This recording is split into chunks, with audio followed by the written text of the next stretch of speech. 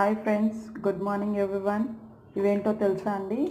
మేమైతే కాసరకాయలు అంటాము. కాసరకాయలు వీటిని ఇలా తొడిమలు తీసేసుకొని తర్వాత కొంచెం స్టవ్ ఆన్ చేసేసి కొంచెం చింతపండు ఉప్పు వేసేసి బాయిల్ చేసుకోవాలి. అంటే మరీ ఎక్కువ ఉడకనివ్వద్దు, కొంచెం పొంగొచ్చే వరకు చూసుకోవాలి.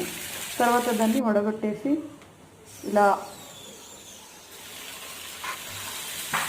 కాసరకాయని ఇలా పోపు వేసిన తర్వాత అవి ఉడకబెట్టినవి ఉంటాయి కదా, అవి వేసేసుకొని కొంచెం మగ్గనివ్వాలి.